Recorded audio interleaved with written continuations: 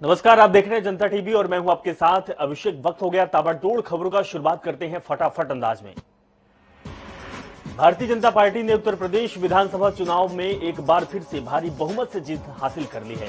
BJP की इस प्रचंड जीत के बीच जब उत्तर प्रदेश के मुख्यमंत्री योगी आदित्यनाथ लखनऊ में भाजपा कार्यालय पहुंचे, तब पार्टी कार्यकर्ताओं ने भारी भीड़ ने उनका जोरदार स्वागत किया।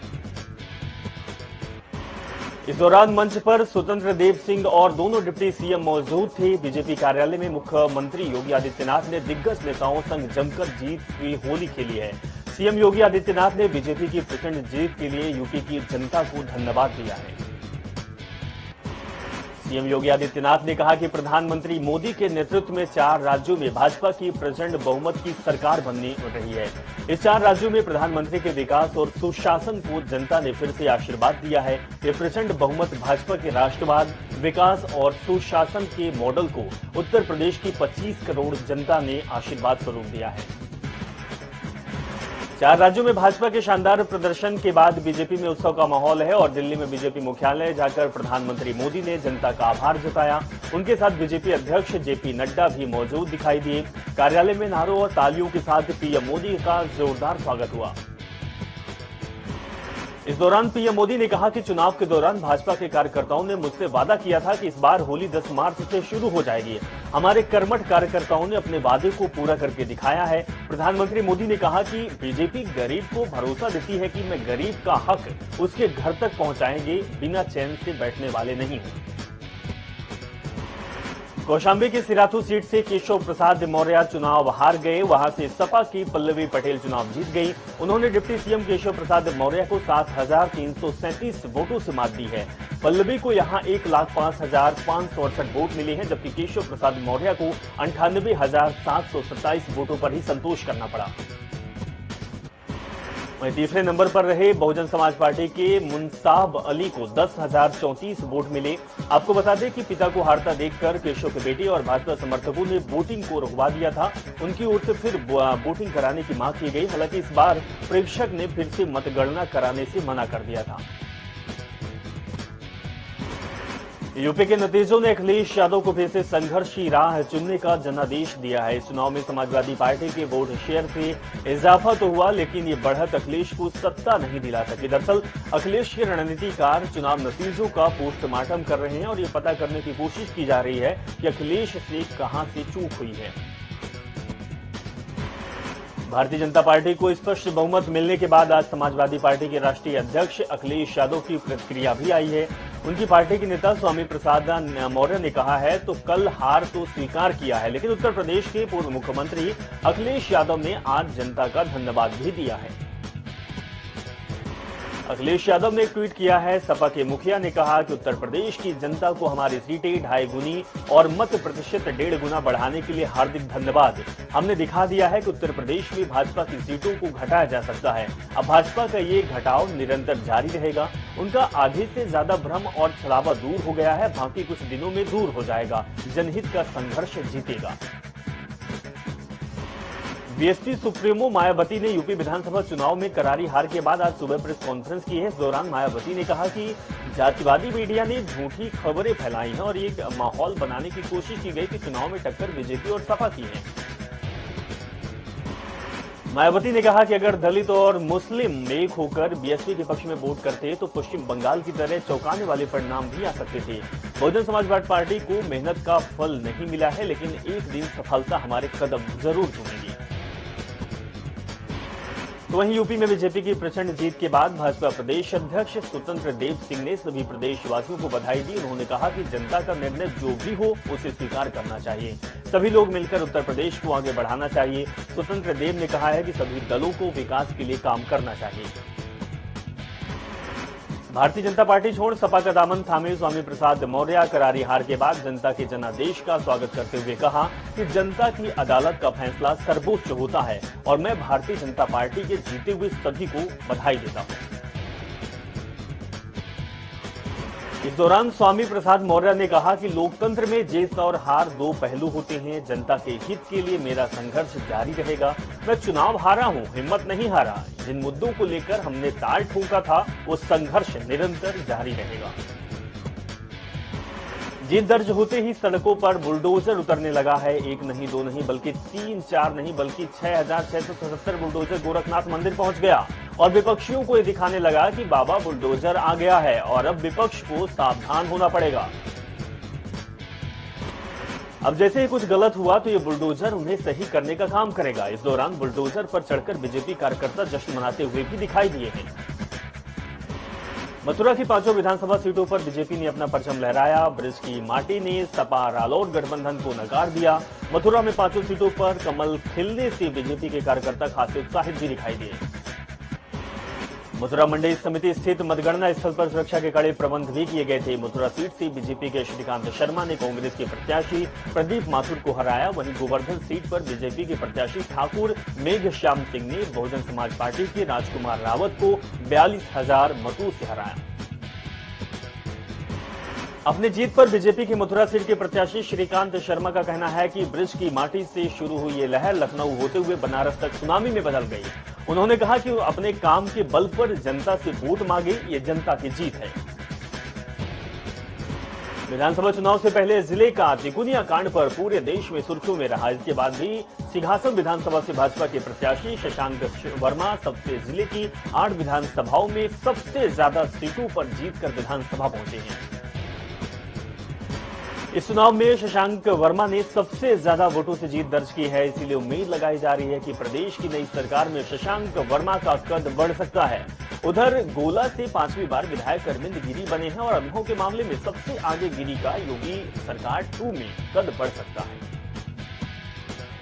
प्रदेश की राजधानी यानी कि लखनऊ की बात करें तो यहां बीजेपी का प्रदर्शन भी शानदार रहा। हालांकि 2017 विधानसभा चुनाव की तुलना में इस बार बीजेपी को लखनऊ में थोड़ा नुकसान हुआ, लेकिन लखनऊ में कुल 9 विधानसभा सीटें हैं और यहां 7 सीटों पर बीजेपी ने अपना कब्जा किया है।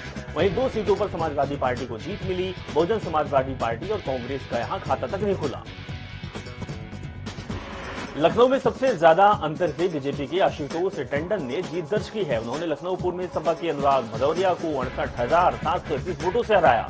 इसके अलावा सरोजनी नगर से बीजेपी प्रत्याशी राजेश्वर सिंह ने 56,186 मतों के अंतर से जीत हासिल की है। पहाड़ पर एक बार फिर से बीजेपी ने अपनी सरकार बना ली है और बस कुछ ही औपचारिकताओं बाकी है। भारतीय जनता पार्टी के सीएम पुष्कर सिंह धामी को ही मुख्यमंत्री का चेहरा बनाकर चुनाव लड़ा गया था। उत्तराखंड में बीजेपी की बहुमत के साथ एक बार फिर आगे है। प्रदेश के इतिहास में पहली बार ऐसा होने जा रहा है कि कोई पार्टी लगातार दूसरी बार सरकार बनाएगी, लेकिन मौजूदा मुख्यमंत्री पुष्कर सिंह धामी के हाथ निराशा ही लगी है। खटीवा विधानसभा सीट से धामी को करारी हार का सामना करना पड़ा। उनको कांग्रेस के भवन कापड़ी ने 6,000 से ज्यादा वोटों से हराया है। उधम सिंह नगर जिले में खटीमा विधानसभा सीट है और इस सीट सूबे की सबसे हॉट सीट भी थी। खटीमा विधानसभा सीट में सीएम पुष्कर सिंह धामी 2 बार विधायक रहे। हालांकि वे अपनी सीट से इस बार चुनाव हार गए हैं। नैनीताल जिले में कुल 6 विधानसभा सीटें हैं और इनमें से 2 सीटें बेहद खास है। पहला लाल कुआं, जहां से उत्तराखंड के पूर्व सीएम हरीश रावत चुनावी मैदान में उतरे हुए थे, और दूसरा है रामनगर सीट, जिसमें हरीश रावत पहले चुनाव लड़ा करते थे। इन दोनों ही सीटों पर बीजेपी ने जीत हासिल की है। लालकुआं विधानसभा सीट से बीजेपी प्रत्याशी ने पूर्व सीएम हरीश रावत को बड़े अंतर से हरा दिया है। हरीश रावत को 17,523 वोटों से करारी हार मिली है। वहीं दिग्गज कांग्रेस नेता हरीश को सिर्फ 28,780 वोट मिले। बीजेपी के कैंडिडेट डॉक्टर मोहन सिंह बिष्ट ने 46,307 वोट हासिल किए हैं। उत्तराखंड में भाजपा ने पूर्ण बहुमत के साथ दमदार वापसी की है, जिसके चलते कई मिथक इस बार के चुनाव में टूटते हुए नजर आए। वहीं मुख्यमंत्री हर बार की तरह इस बार भी अपनी सीट नहीं बचा पाए। ऐसे में कई प्रत्याशी जिन्होंने दोबारा जीत दर्ज की है, वो बेहद ही उत्साहित हैं। पूर्व सीएम त्रिवेंद्र सिंह रावत ने भी बीजेपी की जीत पर इसे संगठन की जीत बताया है। दूसरी तरफ नेता प्रतिपक्ष और चकराता सीट से कांग्रेस को जीत दिलाने वाले प्रीतम सिंह का कहना है कि वो प्रदेश में हुई हार को लेकर मंथन करेंगे। सहारनपुर के बेहट कोतवाली इलाके में खनन से भरे डंपर में बाइक सवार 2 लोगों को कुचल दिया है। हादसे में एक व्यक्ति की मौत हो गई, जिसके बाद सूचना मिलती ही मौके पर पहुंची पुलिस ने शव को कब्जे में लेकर पोस्टमार्टम के लिए भेज दिया। कानपुर के आउटर के सचेडी थाना क्षेत्र में हाईवे किनारे तेंदुए का शव मिलने से आसपास के इलाके में हड़कंप मच गया, जिसके बाद सूचना मिलते ही मौके पर पहुंची वन विभाग की टीम ने तेंदुए के शव को कब्जे में लेकर जांच में जुट गए। बदायूं के सिविल लाइन थाना क्षेत्र में मारुति वैन और बाइक की जबरदस्त भिड़ंत हो गई। हादसे में 2 लोग गंभीर रूप से घायल हो गए, जिसके बाद सूचना मिलते ही मौके पर पहुंची पुलिस ने घायलों को इलाज के लिए अस्पताल भेजा। चलिए कुछ खबरें देखते हैं और विस्तार से जानते हैं। आखिरकार उत्तर प्रदेश विधानसभा चुनाव 2022 के नतीजे सामने आ गए हैं। नतीजों ने अखिलेश यादव को फिर से संघर्ष की राह चुनने का जनादेश दिया है। इस चुनाव में समाजवादी पार्टी के वोट शेयर में इजाफा हुआ, लेकिन ये बढ़त अखिलेश को सत्ता नहीं दिला सकी है।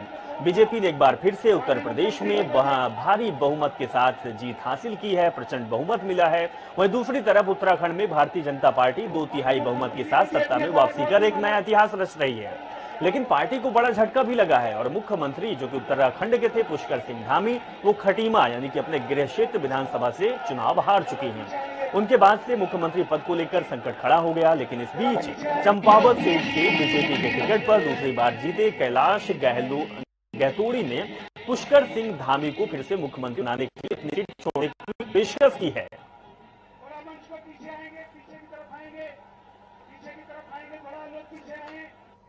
चलिए तो चलते हैं, देखते हैं और क्या जश्न मना रही है बीजेपी लखनऊ में। अनूप कुमार सिंह हमारे संवाददाता ग्राउंड जीरो पर मौजूद है। अनूप, आपका रुख करेंगे और आप तस्वीर भी दिखाइएगा और हो सके तो बात भी लोगों से करिएगा।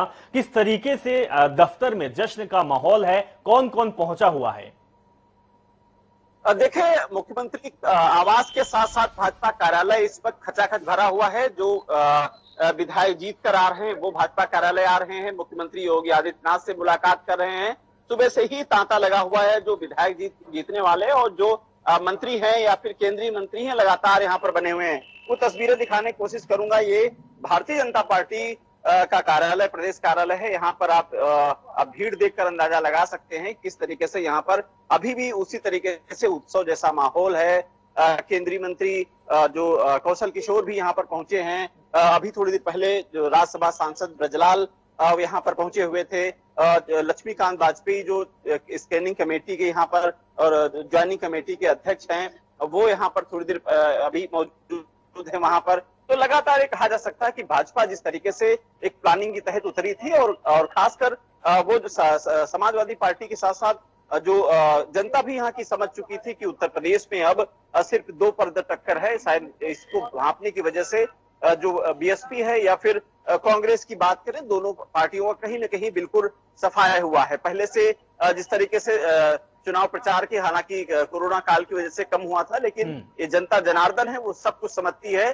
शायद यही वजह है कि जो समाजवादी पार्टी का वोट बैलेंस जरूर बढ़ा है, लेकिन उसको जीत की कगार पर नहीं पहुंचा पाए हैं। 2017 की बात करें तो अनूप जी आपके पास वापस लौटते हैं, आप हमारे साथ बने रहिए। एक बड़ी खबर हम दर्शकों को बता दें कि आज शाम 5 बजे योगी कैबिनेट की अहम बैठक होनी है। सरकार के पहले सत्र के मंत्रियों के साथ बैठक होनी है और सीएम योगी आदित्यनाथ मंत्रियों के साथ संवाद भी करेंगे। बड़ी खबर आपको लखनऊ से दिखा रहे हैं। अनूप कुमार सिंह, 5 बजे बैठक होनी है, योगी आदित्यनाथ बैठक करेंगे। जो सभी कैबिनेट मंत्री हैं इस बैठक में शामिल होंगे। क्या कुछ निकलकर सामने आने वाला है इस बैठक में? हालांकि खुशी का माहौल है, दिवाली भी है और होली भी है और जश्न एक साथ मना रही है बीजेपी। देखिए, जो पहले सत्र जो बीत चुका है उसके जो कैबिनेट मंत्री रहे हैं उनके साथ मुख्यमंत्री योगी आदित्यनाथ 5 बजे बैठक करने वाले हैं। तमाम विषय होंगे क्योंकि अब नई है, नए उनके जो चेहरे होंगे उस पर भी चर्चा हो सकती है, या फिर तमाम जो इस योगी सरकार में तमाम जो मंत्री थी वो इस बार हार का उनका सामना देखना पड़ा है, उनको लेकर भी उस पर चर्चा हो सकती है। क्या उनको कोई जिम्मेदारी दी जाए या तमाम जो विषय हैं उसको लेकर के, क्योंकि नई पारी इसी जो विधायक जीते हैं उनमें से खोजना पड़ेगा, क्योंकि जिस तरीके से लगातार कयास लगाया जा रहा है। अब लक्ष्मीकांत वाजपेयी की बात करें, क्योंकि जिस तरीके से जब उस समय चुनाव से पहले कहीं न कहीं भाजपा के लिए ये लग रहा था कि संघर्ष करेगी, उस समय उनको जिम्मेदारी दी गई थी कि ज्वाइनिंग कमेटी की, और उन्होंने बखूबी निभाया है। 16 प्रत्याशियों को ऐसे थे जिनको जो लक्ष्मीकांत वाजपेयी ने ज्वाइन कराई थी, जिसमें से 10 विधायक बन के आए हैं। तो यानी कहीं न कहीं जिस तरीके से जमीनी हकीकत से जमीनी तैयारी की गई थी, उसके साथ ही साथ दूसरा बात करना चाहूंगा, असीम अरुण वर्तमान में कानपुर के कमिश्नर थे। उन्होंने कमिश्नर का पद छोड़कर भाजपा में शामिल हुए थे और मैनपुरी से दावेदारी ठोकी थी, वहां से जीत के आ गए हैं। तो कहीं न कहीं उन पर भी उत्तर प्रदेश सरकार ने भरोसा जताएगा और मुझे लगता है कि ऐसे में वो मंत्री के रेस में चल रहे हैं। राजेश्वर सिंह की बात करेंगे, जो ईडी के ज्वाइंट डायरेक्टर थे, अपना पद छोड़कर भारतीय जनता पार्टी में शामिल हुए थे, कहीं ना कहीं मंत्री के दौर में है। तो ये सब तमाम जो विषय है उसको लेकर ये आज जो शाम को बैठक होने वाली है, हालांकि इस पर फाइनल जो फैसला होगा कोई केंद्रीय नेतृत्व करेगा, कमेटी करेगी। तमाम जो जिस तरीके से भाजपा का एक संगठन है, एक चाहे टिकट बंटवारे को लेकर के हो, भले ही उत्तर प्रदेश या किसी प्रदेश में चुनाव हो, लेकिन उसको फाइनल रिपोर्ट है वो केंद्रीय नेतृत्व ही लगाता है। तो उसी प्रकार से अभी मंथन चलेगा। रिपोर्ट भले ही उत्तर प्रदेश से मांगी गई हो, जिसमें प्रदेश अध्यक्ष भी रहेंगे, मुख्यमंत्री योगी आदित्यनाथ भी रहेंगे, तमाम जो संगठन के जो बड़े नेता हैं वहां पर बैठेंगे। अब इस बैठक के बाद जो रिपोर्ट केंद्रीय नेतृत्व को जाएगी उस पर किस तरीके का फैसला होगा तो फिलहाल आने वाला वक्त तय करेगा। बिल्कुल। लेकिन अनूप कुमार सिंह, हम एक तस्वीर भी दिखा रहे हैं कि केशव प्रसाद मौर्य सिराथू विधानसभा सीट से चुनाव लड़े, डिप्टी सीएम भी सरकार में हैं, उनका कद बड़ा है लेकिन चुनाव हार गए हैं। अब इनको क्या किया जाएगा, इनको कैसी जगह मिल सकती है? और दूसरी बात यह भी है कि जिन चेहरों की बात आपने की है वो दूसरे पार्टी से आए हुए हैं या तो नए चेहरे हैं, उनको अगर जगह मिलेगी तो जो पुराने पार्टी के दिग्गज हैं उनको कैसे समन्वय बना पाएगी बीजेपी? देखिए, एक बड़ा सवाल है और ऐसे में बीजेपी इस मामले में माहिर है, क्योंकि जिस तरीके से चुनाव में हमने भी देखा है, जो भाजपा जिन विधायकों के टिकट काटे हैं कुछ विधायकों को छोड़ करके, लेकिन वो बाहर नहीं गए हैं, वो इसी पार्टी में रहे हैं। समाजवादी पार्टी में सिर्फ इतना अंतर था कि समाजवादी पार्टी के जो मौजूदा जो उम्मीदवार थे, जो प्रत्याशी थे, उनके टिकट कटे तो सीधे भाजपा में समाहित हो गए और इस वजह से आए कि उनको टिकट नहीं चाहिए, उनको समाजवादी पार्टी को हराना है, इस शर्त पर आए थे। तो ये भारतीय जनता पार्टी, मुझे लगता है, ये मेरा मानना है कि अगर उत्तर प्रदेश में जिस तरीके से केशव मौर्य एक पिछड़े वर्ग का चेहरा है, अगर डिप्टी सीएम उत्तर प्रदेश में पहली सरकार की तरफ बनाए जाएंगे तो मुझे लगता है डिप्टी सीएम केशव मौर्य फिर से बनाए जाएंगे, भले ही उनको एमएलसी बना के वहां तक पहुंचाया जाए। ये जिस तरीके से तैयारियां हैं या फिर जो सूत्रों के हवाले से खबर आ रही है उनके हिसाब में बता रहा हूँ। अब ये थोड़े कुछ समय बाकी है, कुछ अभी तय हो जाएगा कि कौन डिप्टी सीएम रहेगा, किसके हाथ में किस फिर से मंत्री पद आने वाला है, या फिर जो मंत्री जो पिछली बार रहे हैं जीत कर नहीं आए हैं उनको दरकिनार हो सकता किया जाए, उनको हो सकता बड़ी जिम्मेदारी ना मिले। फिलहाल अब इस पर जो अंतिम मुहर केंद्रीय नेतृत्व ही लगाएगा, तो अभी थोड़ा सा इंतजार करना पड़ेगा कि भाजपा की स्ट्रेटजी क्या है, कौन मंत्री किस तरह बनेगा या फिर कौन मंत्री नहीं बन पाएगा, किसको दूसरी जिम्मेदारी दी जाएगी। बिल्कुल अनूप कुमार सिंह, हालांकि मोदी और योगी का मैजिक तो सूबे में चला है, लेकिन अगर देखा जाए 2017 के विधानसभा चुनाव में जिसमें से 300 से ज्यादा सीटें भारतीय जनता पार्टी और उनके गठबंधन को मिली थी, लेकिन इस बार सीटें कम गई है। इस पर भी मंथन होगा कि आखिर वजह क्या रही। अगर काम हुआ है, केंद्र से भी योजनाएं आई है और राज्य में भी काम हुआ है, योगी आदित्यनाथ ने लगातार काम किया है, तो फिर ये सीटें कम कैसे हुई?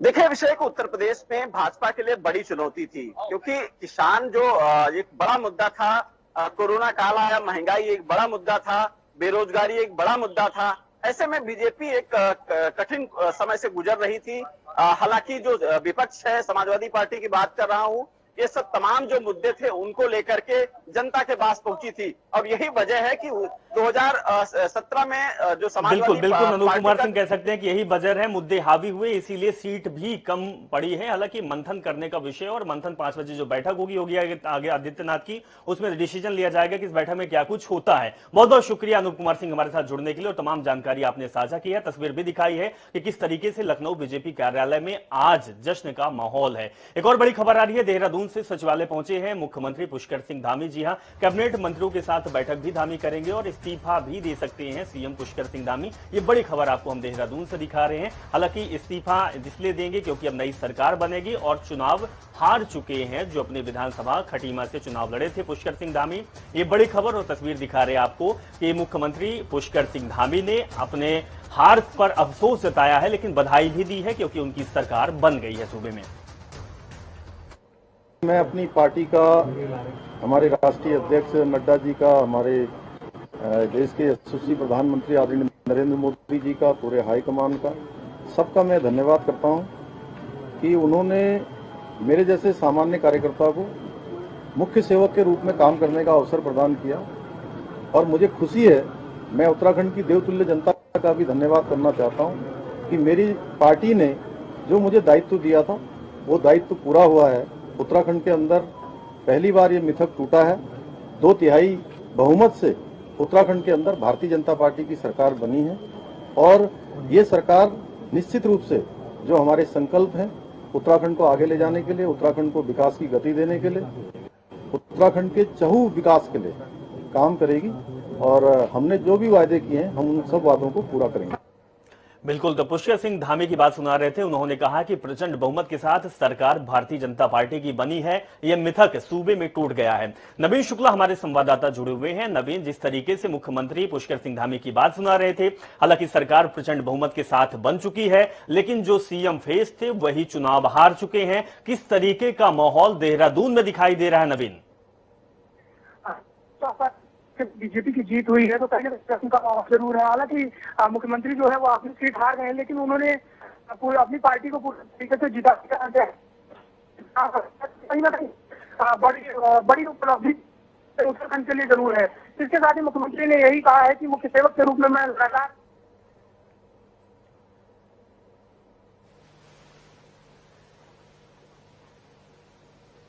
तो बिल्कुल हम आपको दिखा भी रहे हैं कि पुष्कर सिंह धामी मीडिया से रूबरू हो रहे हैं, बातचीत कर रहे हैं और पुष्कर सिंह धामी का कहना है कि सरकार हमारी बन चुकी है, मिथक जो था वो टूट चुका है। हालांकि सवाल ये भी बड़ा है क्योंकि सीएम उम्मीदवार जो थे वो पुष्कर सिंह धामी ही था, उन्हीं के फेस पर चुनाव लड़ा गया था, लेकिन पुष्कर सिंह धामी अपनी सीट को बचा नहीं पाए, वो अपनी सीट से हार हासिल की है। और उसके बाद पुष्कर सिंह धामी थोड़ा सा मायूस चेहरे से वो बयानबाजी कर रहे हैं। उनका कहना है कि भारतीय जनता पार्टी जीत गई है, प्रचंड बहुमत के साथ सरकार बन रही है और बीजेपी दमखम से काम करेगी, सरकार बनाएगी। लेकिन सवाल कहीं ना कहीं ये भी उठता है कि अगर पुष्कर सिंह धामी सीएम नहीं बनेंगे तो फिर अगला कौन सा फेस होगा जो सीएम के लिए सटीक बैठेगा।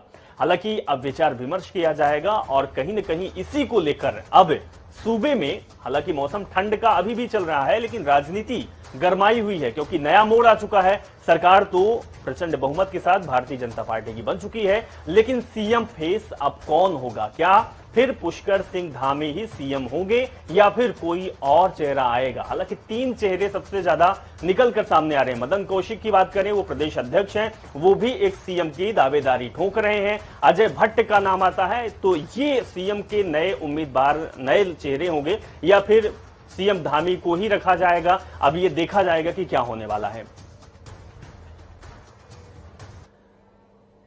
तो देहरादून से तस्वीर दिखा रहे थे और बड़ी खबर आपको दिखा रहे थे। फिलहाल इस बुलेटिन में बस इतना ही। आप जुड़े रहें और देखते रहें जनता टीवी। नमस्कार।